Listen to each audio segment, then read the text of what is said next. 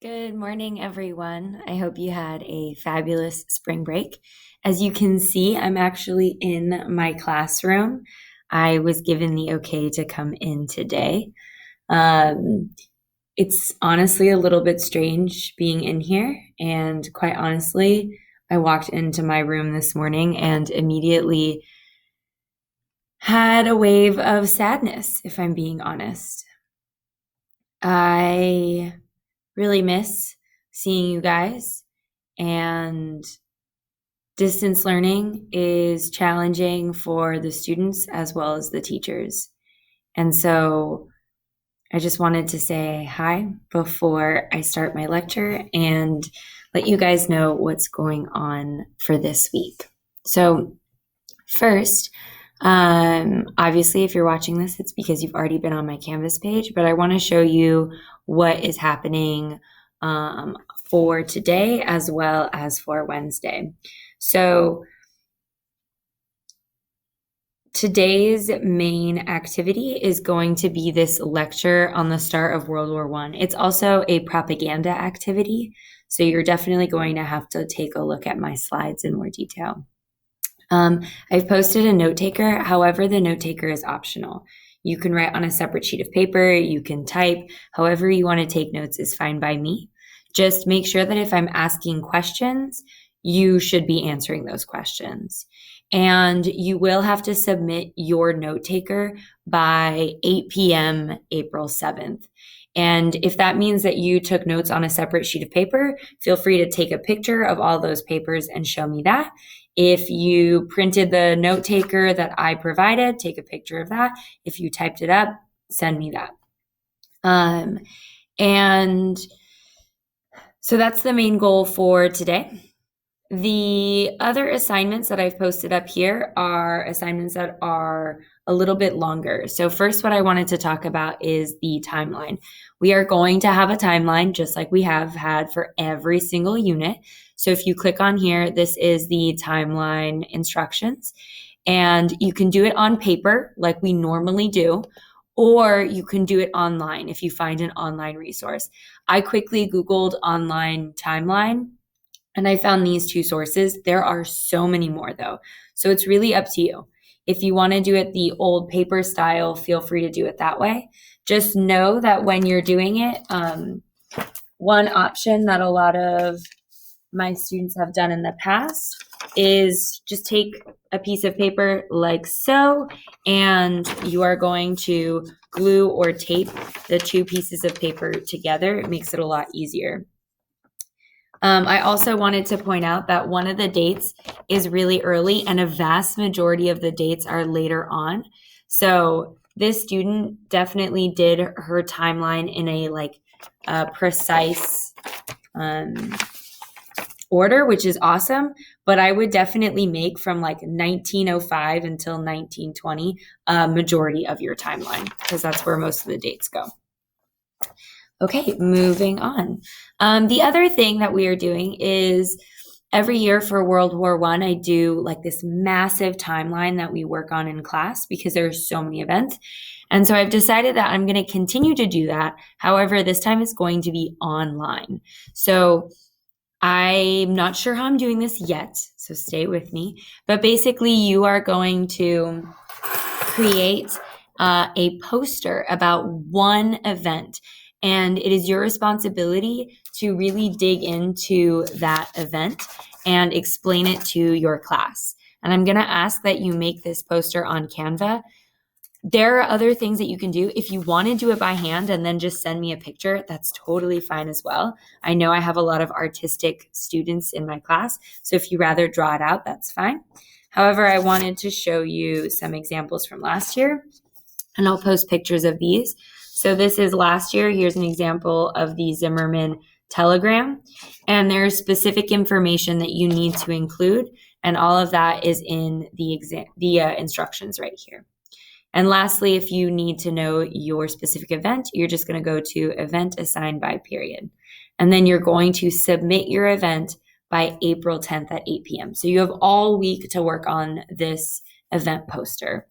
And the timeline itself is due on April 24th. but I would still do the timeline like we normally do, right? Like maybe this week or next week, just put the dates in order. And then later on, when you start to understand a little bit more about World War I, start filling in the significance. And I will be posting that online massive class timeline. So that'll be an additional resource to help you guys out. Anyways, on Thursday, on Wednesday, I want you to continue working on your timeline event. And then you are going to participate in a discussion post about which country you think is to blame for the start of World War I.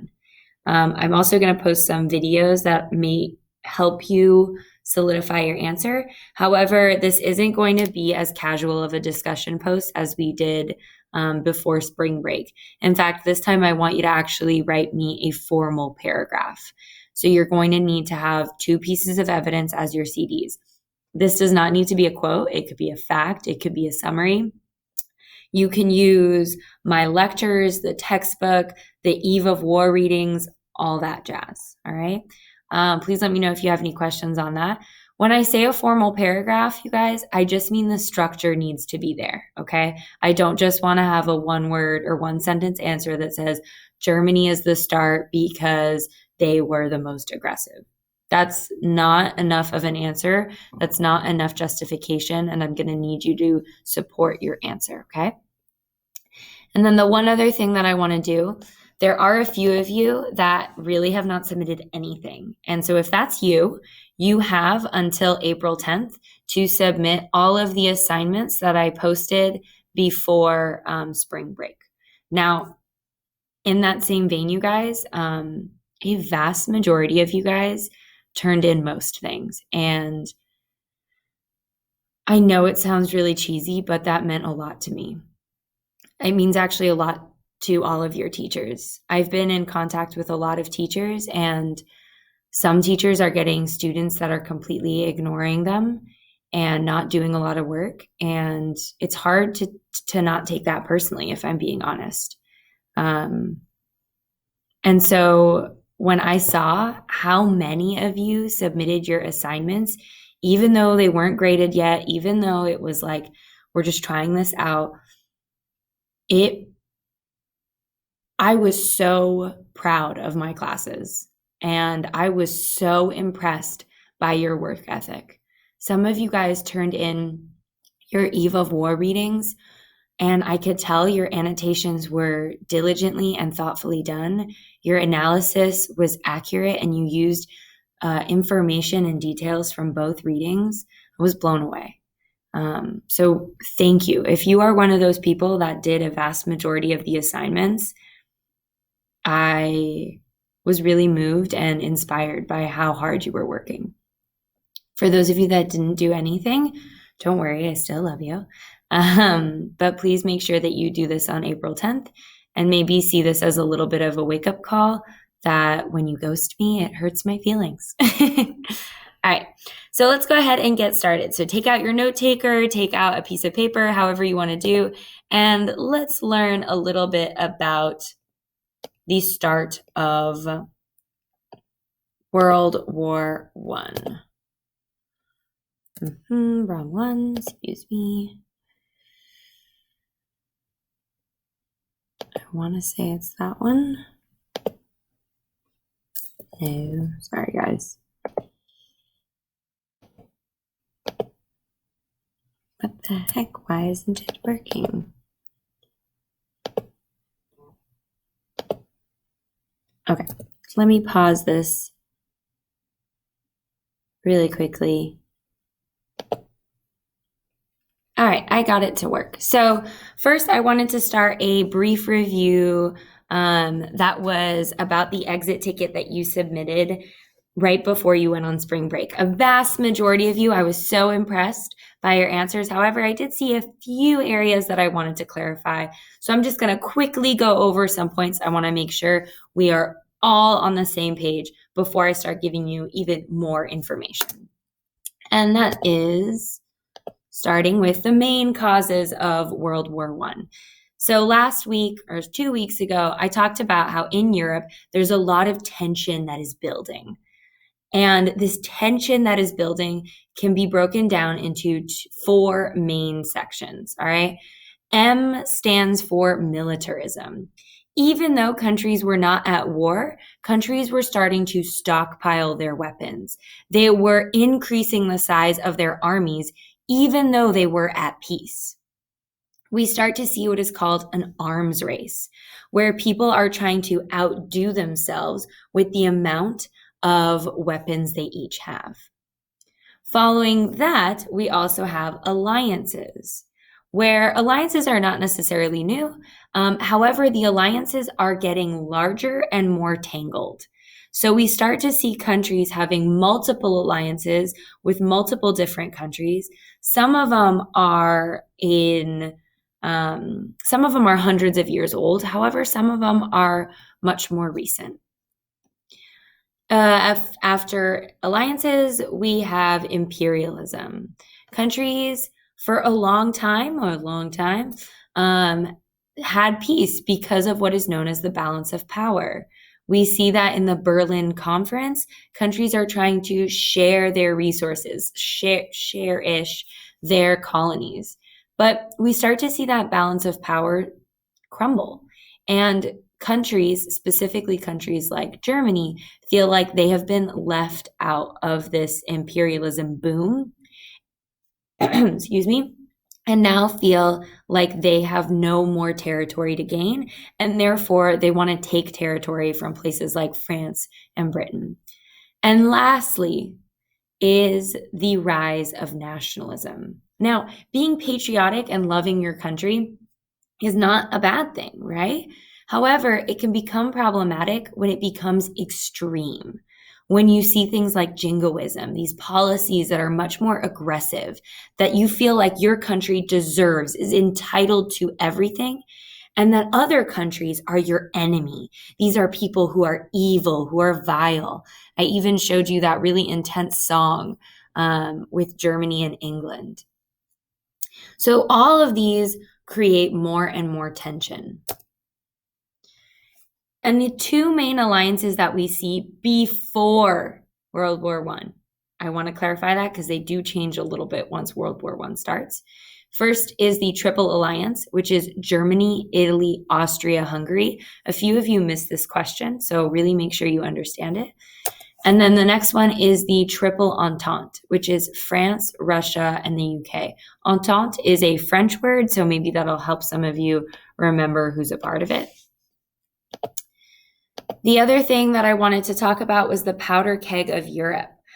This is the Balkans. It's a region in Europe. It's kind of close to Greece, if that helps give you like a mental picture of it. And it's known as the powder keg of Europe, again, because there's been a lot of tension that is building in this area. There's a lot of ethnic groups that are trying to gain independence or solidify their people. And so we see that, we see that a lot of politicians are worried about the actions that are taking place in the Balkans.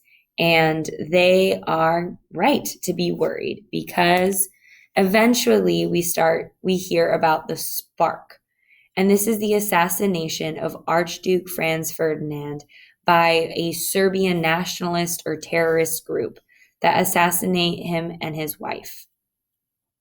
And this is known as the spark because once this assassination attempt occurs, it's a domino effect that leads to a lot of aggressive policies. And one of the first policies that we see emerge from here is the blank check. And this is when Germany goes to Austria-Hungary, who Archduke Franz Ferdinand is from, and Germany says, hey, if you want to declare war, and if Russia mobilizes, we've got your back. Whatever you need, Germany will provide. If you need advisors, you'll get advisors. If you need loans, you'll get loans. If you need the military, you'll get military. If you need economic support, you'll get that. which really just tells Austria-Hungary that we're going to be in this with you if you decide to take drastic action. And ultimately, an ultimatum is placed. And this ultimatum is from Austria-Hungary to Serbia, and it lists a series of demands that that Serbia has to agree upon. And that really leads us to what is known as the July crisis. So countries around Europe are realizing that, oh no, right? This ultimatum is pretty intense. We're not sure if people will actually be able to follow it. And we all have these crazy alliances. We all have massive militaries. Is a war imminent? Is a war going to happen? And before World War I begins, they try and have a negotiation. They try and send delegates to figure out, is there a way to make it so that we do not have to go into war? And ultimately what happens is it fails. These peace talks are not successful, and the July crisis fails. And it really officially ends when Russia begins the chain to mobilize war, basically saying, like, I'm not listening to the delegates. I'm not a part of the negotiations. We're preparing for war. And officially on June 28th, 1914, Austria-Hungary is the first country to officially declare war on Serbia. And here's where it gets a little bit weird, because how World War I starts, it's not like all of a sudden, all at once, Germany is like, we declare war on the Triple Entente. Instead, it's like one country at a time starts to join in. And this is what I mean. You do not need to know all of these dates, but I did want to point out a couple of bold ones. So on July 28th, like I said, Austria-Hungary declares war on Serbia. Within days, Germany declares war on Russia. And then Germany declares war on France. And then Germany invades Belgium, which then leads Britain to declare war on Germany. And within weeks and throughout the month of August, we see multiple countries joining in. We see Montenegro joining in, Japan joining in, France joining in, and we see this tit for tat of countries joining in because of the alliances that they have set up. And you'll notice that I have Germany invades Belgium in red, and that's because when Germany invades Belgium, this is really what brings the Triple Entente more into the war. So, because things get a little bit complicated, we're going to be changing the names. So, the Triple Alliance, when World War I starts, becomes known as the Central Powers. Let me say that one more time. The Triple Alliance becomes the Central Powers. And this alliance becomes Austria-Hungary, Germany, the Ottoman Empire, and Bulgaria. Those are the main countries. They're not the only ones, but those are the main countries a part of the Central Powers.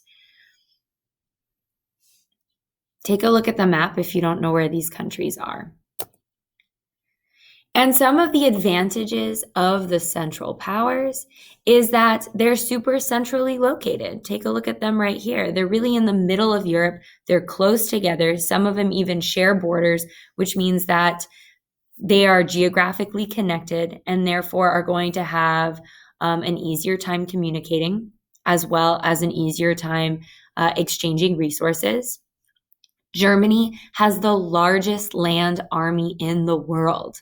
Germany has been building its military capabilities, and their army, you guys, is incredible.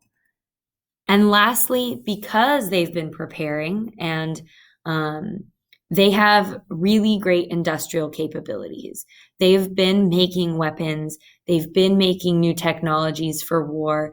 And therefore, their economy from switching from peacetime to wartime actually has a pretty easy transition. The other side are known as the Allies. And the Allies were formerly the Triple Entente. And the Allies, obviously, you can see that there's a lot larger of a list, but the ones that I really want to point out are Russia, Britain, France, the United States, and Italy.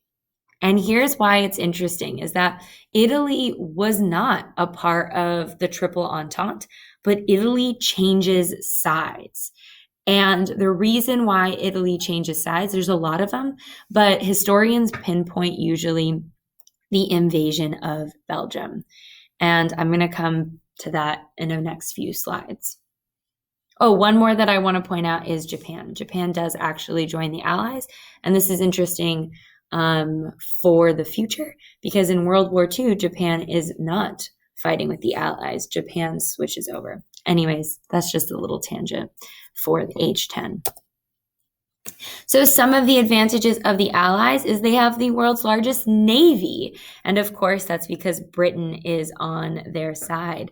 They have a massive population, and a massive population means that you have workers for a variety of industries, as well as you have potentially massive armies. Specifically thinking about Russia, they're able to have massive land armies because in part of their population. They have a huge amount of natural resources because they have the most colonies in the world at this time. And one of the other benefits is that they are allowed to attack the Central Powers on what is known as a two-front war. So take a look at the map I have right here. What I mean by that is they're able to fight the Central Powers on one front over here and one front on the other side. So rather than just having to fight them on one side, Germany is going to be attacked from two separate points, which means that this puts Germany at a weakened position because Germany is going to have to split its resources to fight with this side and to fight with this side. And Germany knows that this is a problem for them. They know that a two-front war is going to be very difficult to beat. And therefore, Germany instigates what is known as the Schlieffen Plan or the Schleifen Plan. And all of this plan is designated to end a two-front war. Now notice that this is 1914, but the Schlieffen Plan was developed in 1905, which means that Germany knows that this is going to be a problem for them. Germany has been preparing for this type of conflict. And so what this plan says is that, hey, Russia is on this side. And Russia's massive, and it's going to take them a while to mobilize. It's going to take Russia a while to get all of its troops together, to get all of its military together. And therefore, we are going to have the benefit of Russia being kind of slow.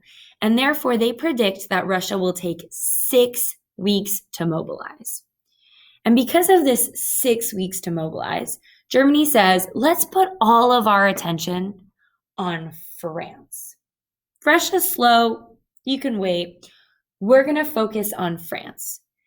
And the idea is that we are going to attack France super quickly. France is weak. They won't fight too hard. And, excuse me, once we've quickly demolished France, then we can turn all of our attention onto Russia. So basically, Germany has to defeat France within 6 weeks so that then they can attack Russia.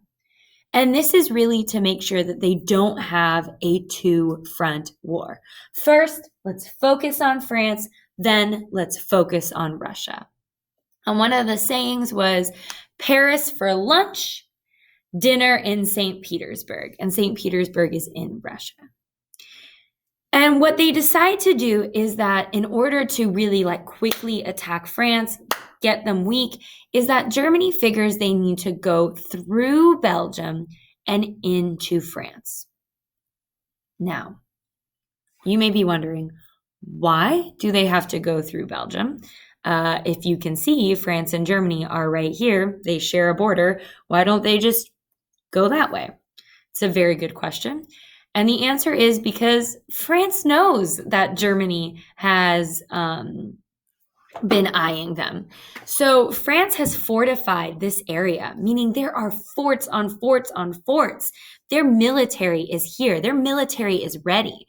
So Germany is hoping that they can go through Belgium, sneak their way in where there isn't as much military protection, get into France and hurt them without even having to touch this fortified area. Now, why is it problematic to go through Belgium?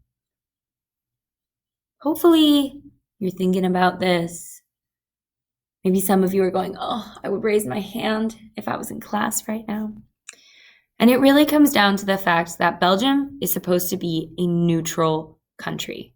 On top of that, Belgium is allied with England. Oh, let me go back. Belgium is allied with England in something that is called the Treaty of London. Now, Germany doesn't really think that this treaty is going to be held. It's really old. Germany doesn't actually think they're fighting Belgium. They're just invading Belgium to go through. And they really are expecting that Belgium is just going to let them pass, wave at them, and be on their merry way. They're not really thinking they're going to fight Belgium. They want to fight France. They just want to go through Belgium. However, Belgium doesn't take this lying down. Belgium fights back hard.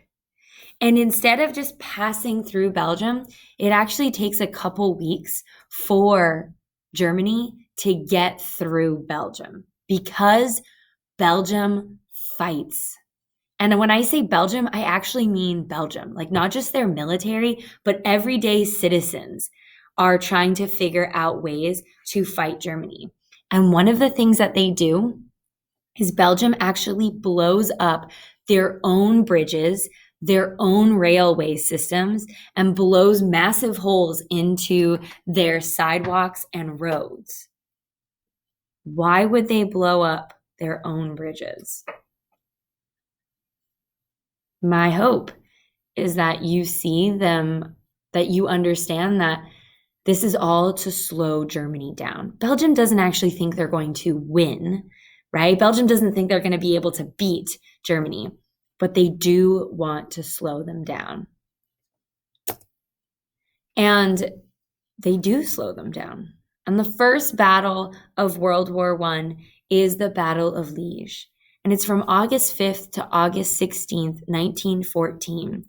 And what ends up happening is Belgium has these massive concrete forts so that when Germans come, these massive concrete forts throw ammunition repeatedly onto them.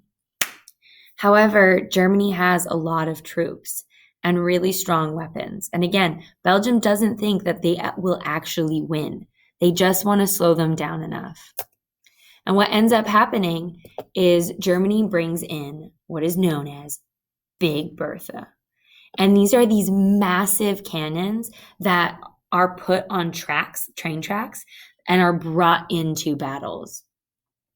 And these train tracks, or these weapons, are using these like 1-ton shells. A ton is 2,000 pounds. So they have massive force. And they are able to eventually break down these fortified concrete forts in Belgium. And the second biggest influence of the invasion of Belgium is the fact that so early on in the war, Germany is depicted as evil. And that's because Germany commits a lot of atrocities when in Belgium. Belgium was supposed to be a neutral territory. You don't touch a neutral territory. And instead, they go right through it and invade. And on top of that, they start attacking citizens and non-military people. And some of it is true, right? Some of the things that are told is that they bring Belgium citizens into town squares and shoot them down. And obviously, some like the one that you see over here are a little bit more exaggerated. But whether or not everything is true or not, it does create this narrative that Germany will stop at nothing, this narrative that Germany is made up of evil, power-hungry people, that their military is not at all the types of militaries we've seen in the past. Their military is not following the rules of war. And therefore, it creates this backlash of people towards the German population, military, you name it. And let's come back to that Treaty of London. Right when Germany invades Belgium, England brings out the Treaty of London and says, you have broken my treaty. And this treaty specifically says that if Belgium's neutrality is ever attacked, England is now in war. And that's exactly what happens. On August 4th, England officially is brought into the war. Now, that's all for the lecture for today. However, I do have 2 additional resources. These are optional. You do not need to do them. One is a crash course video. This is Crash Course. And the other one is Khan Academy. The Khan Academy goes a little bit more into the Schlieffen Plan, whereas the YouTube Crash Course one goes over like a more general overview of the start of World War I. Okay.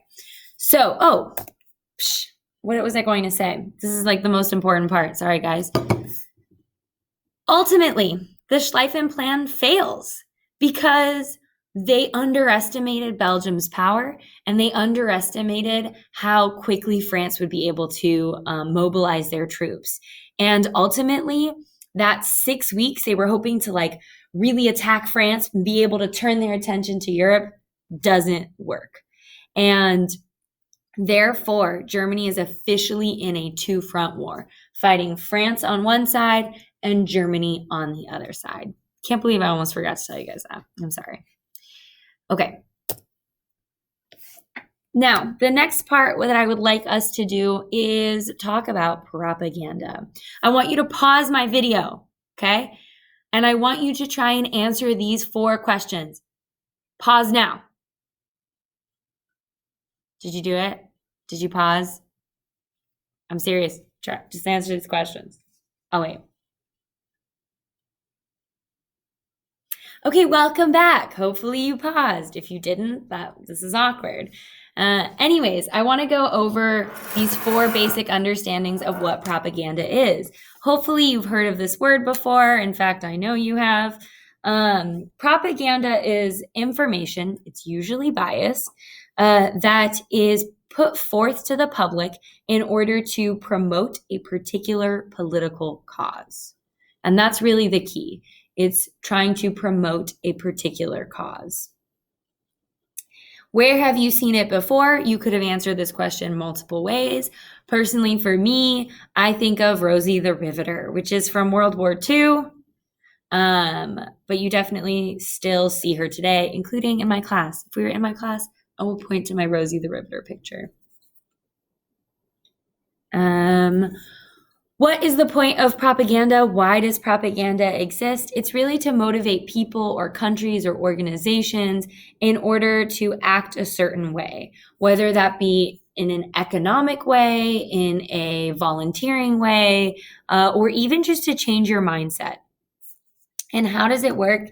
Is that propaganda usually only tells one perspective, and it is trying to have you believe that perspective. And a couple of the strategies propaganda uses is that you'll see they're very patriotic. And the other perspective that you will see is that propaganda usually dehumanizes your enemy. And dehumanize means that you no longer see this entity or this country as humans. Instead, they're animals. Instead, they're the devil. Instead, they're evil. And once you've dehumanized a person, it is a lot easier to want to take their life. It is a lot easier not to treat them with respect or dignity because you no longer see them as a human being. And so what I would like you to do today is I want you to take a look at some World War I propaganda. And as you look through the propaganda, I want you to answer 3 questions. What is happening in the poster? Which country do you think produced this poster and why?